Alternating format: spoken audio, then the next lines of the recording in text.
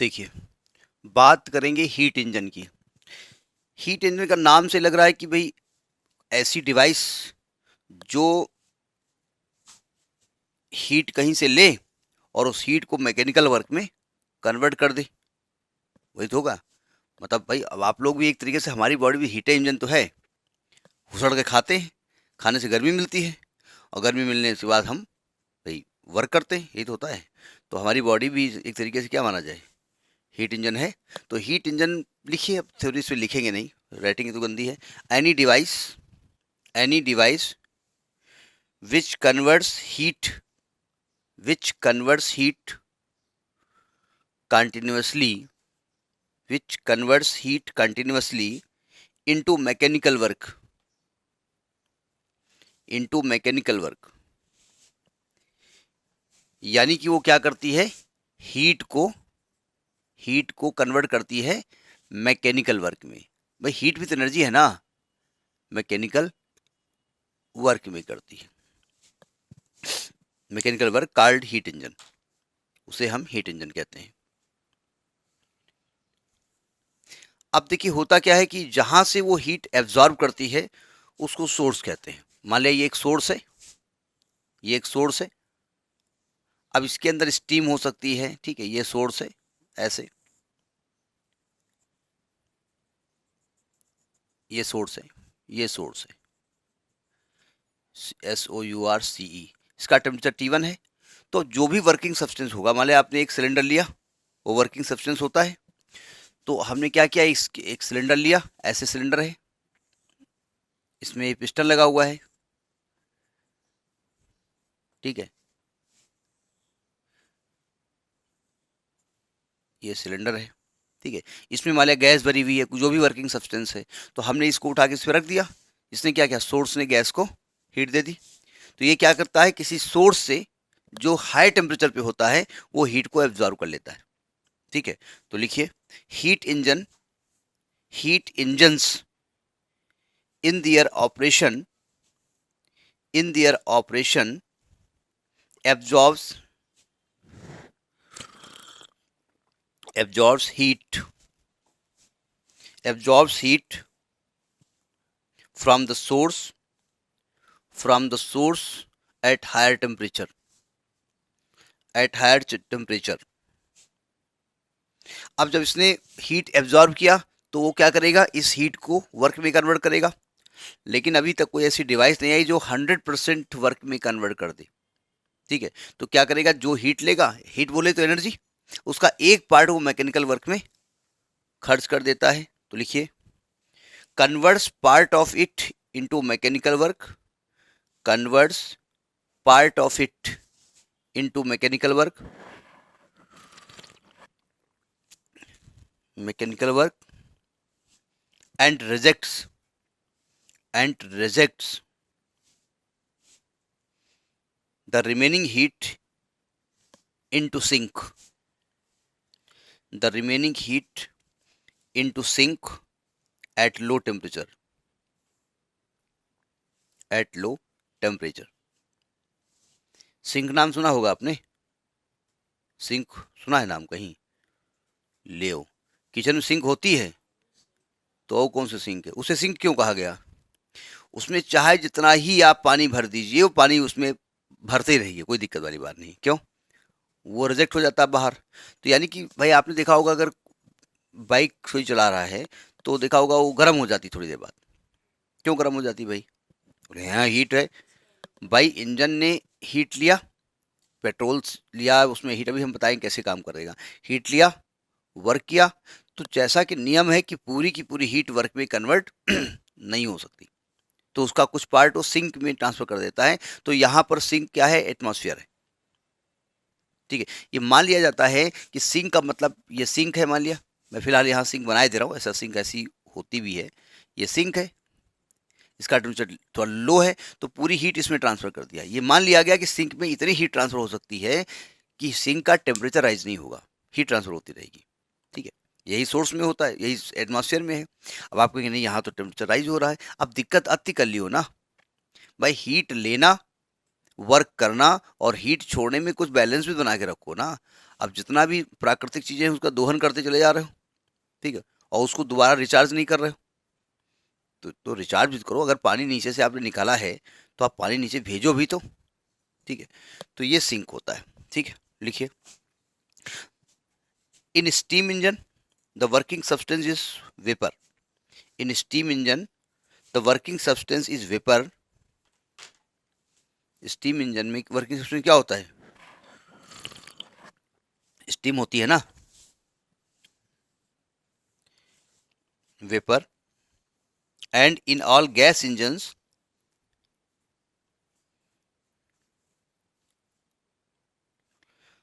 gas engine, the working substance is the mixture of gases. The working substance is the mixture of combustible gases. COMBUSTIBLE.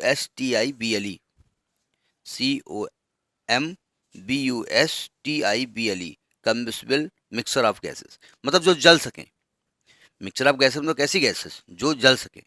जब heat हम दें तो वो जले, ठीक है। तो ये तो हीट इंजन होता क्या है? इसके मेन जो है वो 3-4 पार्ट होते हैं। लिखिए, for any heat engine there are 3 essential requirements. 3 requirement उसकी होती हैं।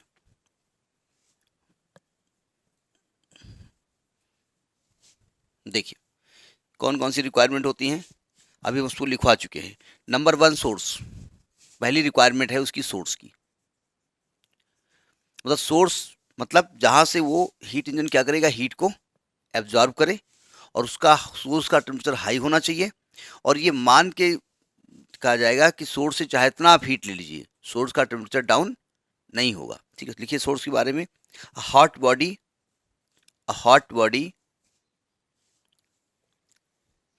at a fixed high temperature T1, at a fixed high temperature T1, from which the heat engine can draw the heat, from which the heat engine can draw the heat, is called source, is called source। इसको source कहते हैं। मतलब source का मतलब होता है चाहे इतनी से हीट ले लीजिएगा उसका टेम्परेचर डाउन नहीं होगा, ठीक है। दूसरा होता है सिंक। सिंक का जो टेम्परेचर होता है वो सोर्स से कम होता है। मतलब वर्क करने के बाद में जितनी हीट बच जाती है, जिसको वर्क में कन्वर्ट नहीं कर सकता, वो सिंक में ट्रांसफर कर देता है। जैसे किचन में सिंक लगी होती है तो सिंक का मतलब क्या होता है, उसमें आप पानी जितना भरो भरता नहीं हो, मतलब भरता रहता है उसमें, कभी वो ओवरफ्लो नहीं होगा। बोले नहीं हो जाता है, एक दिन हो गया, अरे भाई उसमें तो चोक कर दोगे, उसको बंद कर दोगे तो ओवरफ्लो हो जाएगा ना, वो एक अलग की बात है। तो लिखिए, अ कोल्ड बॉडी, ये कोल्ड बॉडी होती है। A cold body at fixed lower temperature T2,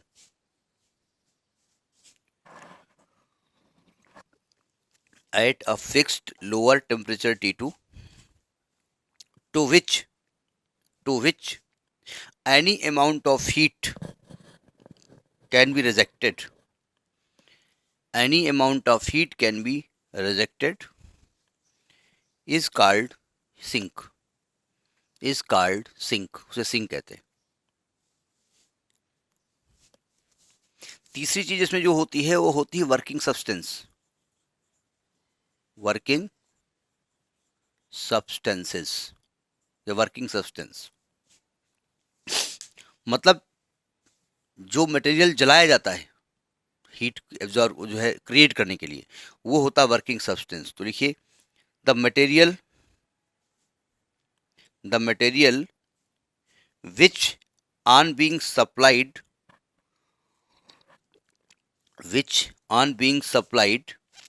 with heat,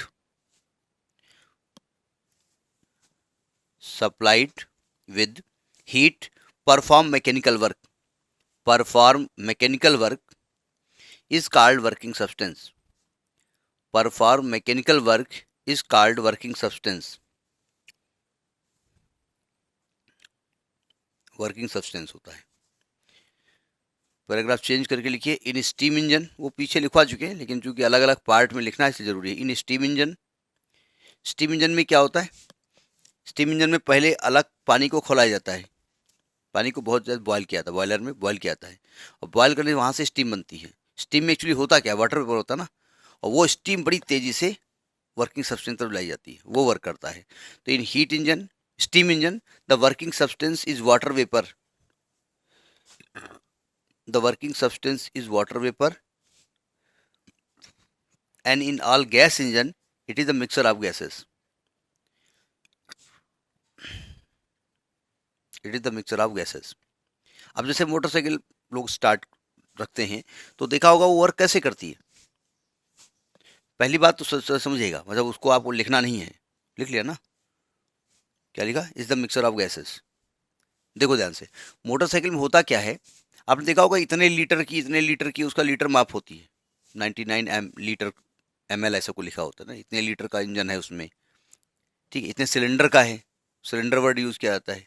होता क्या समझिएगा, आपने देखा होगा जो दर्जी वो सिलते हैं कपड़े, पैर वाली मशीन देखी है आपने कैसे काम करती है, ऐसे पैर से घुमाते हैं, एक पहिया घूमता है, पहिए में एक रॉड लगा होता है, रॉड से ऊपर नीचे होता है, ठीक है, एक रॉड होता है, ऐसे एक पहिया होता है, ठीक है, और पहिए में एक रॉड ऐसे लगी होती है। तो जब पैर हिलाते हैं तो ये रॉड क्या करती है, पहिए को धक्का मारती है, तो पहिए को धक्का मारती है तो पहिया ऐसे घूमता है, अब रॉड वाली यहाँ पर आ गई, ठीक।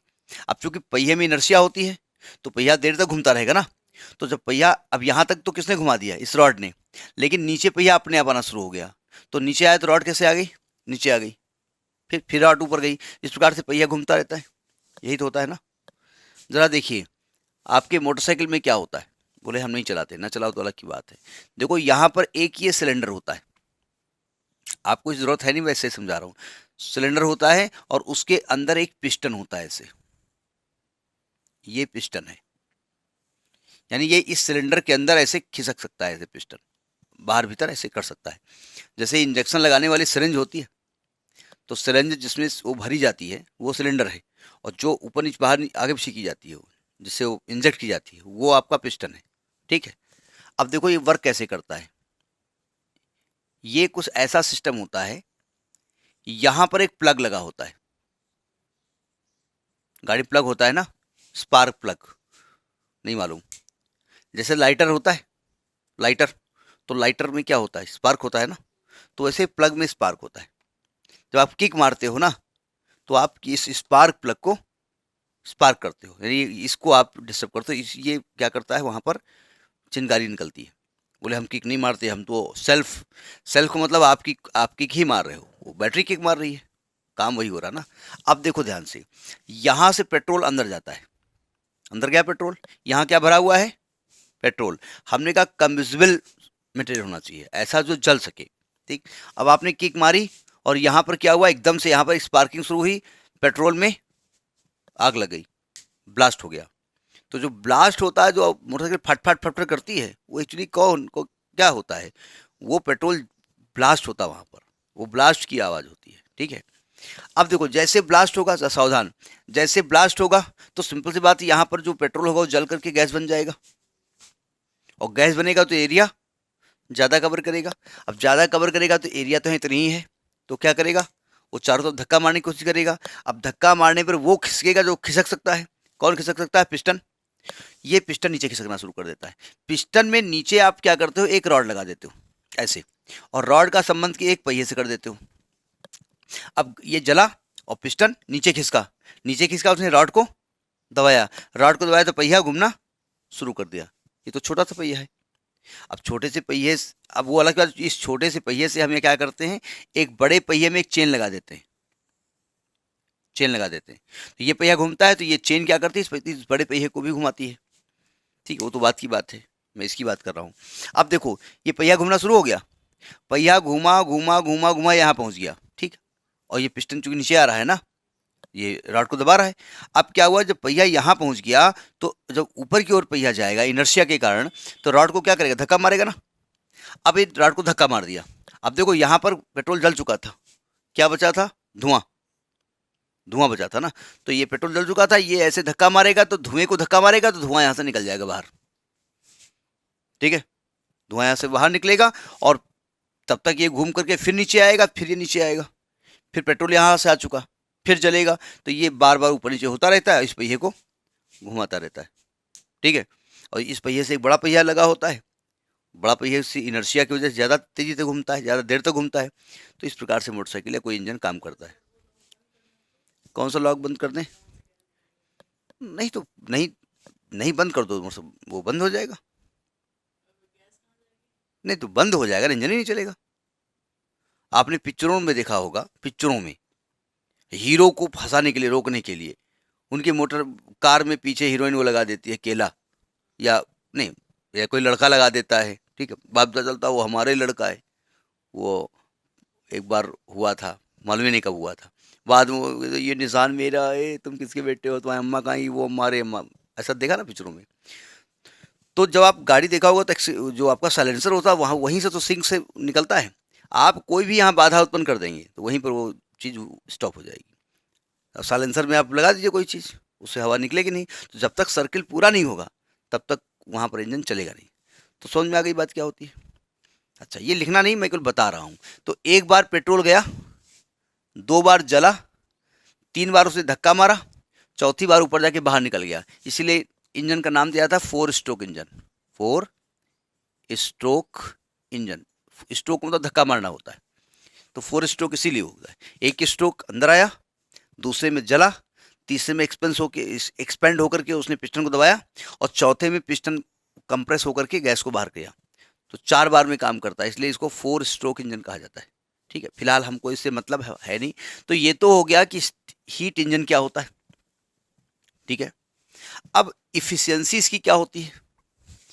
इफिशियंसी, देखो इफिशियंसी किसी भी चीज की हो, मेन ये होता है कि आपने कितना वर्क किया अपान कितना आपको हीट दी गई, पहले आपको वर्क देखा जाएगा। ठीक है, तो किसी भी इंजन को जितनी हीट वो एब्जॉर्ब करता है, जितना वर्क करता है, तो जितना वर्क करता है और जितनी हीट एब्जॉर्ब करता है, उसके रेशियो को हम क्या कहते हैं? इफिशियंसी कहते हैं। ठीक है, तो पहले डेफिनेशन लिखिए। The efficiency of a heat engine, the efficiency of a heat engine is defined defined as the ratio of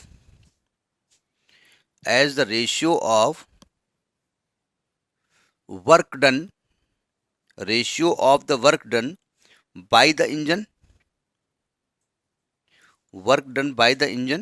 in one cycle। देखो पूरा साइकिल कंप्लीट होना चाहिए, यहाँ से पेट्रोल अंदर गया, जला, वर्क किया, और धुआं बाहर चला गया, पूरा वर्क एक साइकिल कंप्लीट हुआ। अगर एक साइकिल आपने कंप्लीट नहीं किया वहां पर, तो फिर वहीं पर इंजन बंद हो जाएगा। ठीक है, क्या लिखा? Work done by the engine on one cycle to the amount of heat absorbed. अब एब्जॉर्ब्ड कहिए या गिवन कहिए, जो भी कहिए, amount of heat absorbed by the working substance from the source, by the working substance from the source.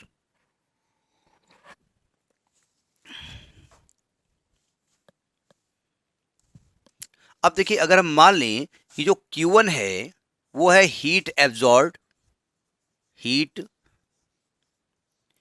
Absorbed by the working substance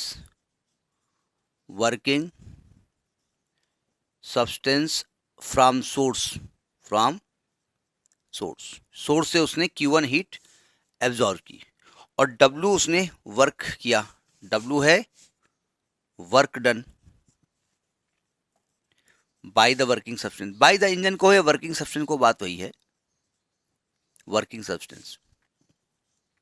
भाई work करता है वर्किंग सब्सटेंस, ठीक है, वो चूंकि एक सिस्टम के अंदर होता है इसलिए उसका नाम दे दिया गया, वो पूरा जो पूरा सिस्टम है वो इंजन है। ठीक है, और अच्छा वो वर्क करेगा, जैसा कि नियम है कि पूरा का पूरा हीट को वर्क में कन्वर्ट नहीं किया जा सकता है, तो Q2 हो जाएगा हीट रिजेक्ट कर देगा वो, heat rejected to the sink, rejected to the sink, ये सिंक पे उसे कर दिया। तो इफिशियंसी का फॉर्मूला क्या होता है? Efficiency work output upon heat absorbed. या टोटल हीट सप्लाइड कहो, जो भी कहो, टोटल हीट सप्लाइड, सप्लाइड कहो या एब्जॉर्ब कहो, बात वही है। देखो टोटल वर्क किसने किया, W, और हीट कितना आपने दिया है, Q1। W वर्क किसके इक्वल होगा, आपने Q1 हीट दिया, Q2 हीट वापस कर दिया, कितना खर्च किया आपने, तो जो बचा, जो डिफरेंस है वही आपने एब्जॉर्ब कर लिया। तो यानी कि W को क्या ले सकते हैं, Q1 माइनस Q2 अपान Q1। तो जो अलग अलग करोगे तो क्या Q1 अपान Q1 माइनस Q2 अपान Q1 ले सकते हो, क्या 1 माइनस Q2 अपान Q1 ले सकते हो, ये ईटा है, इसको ईटा से रिप्रेजेंट करते हैं, ईटा नहीं है पत्थर वाला, ईटा, ठीक है, नोट करिए। अब अगर हम आपसे कहें कि इफिशिएंसी परसेंटेज निकालिए, ईटा परसेंट निकालिए, तो क्या करेंगे, जो फार्मूला है उसको 100 से क्या कर देंगे, मल्टीप्लाई कर देंगे। अब देखो ध्यान से, आप 1 में कुछ माइनस कर रहे हो ना, तो इसका मतलब 1 से कम होगी वैल्यू। अगर आप ब्रैकेट को अंदर मल्टीप्लाई कर दो तो 100 माइनस समथिंग है ना, तो 100 से कम हो जाएगी। यानी किसी भी इंजन की इफिशियंसी 100% नहीं होती, तो मैथमेटिकल हम प्रूव कर चुके। जब मैथमेटिक्स प्रूव करती है कि इफिशियंसी 100% नहीं होती है तो नहीं होती है। तो नीचे लिखिए 10, the efficiency is always less than 1, efficiency of engine is always less than 1 और लेस देन 100%, ठीक है। तो इस प्रकार से हमने हीट इंजन की बात की। उसके बाद बात करेंगे कार्नो इंजन, ठीक है, नोट करिए इसको।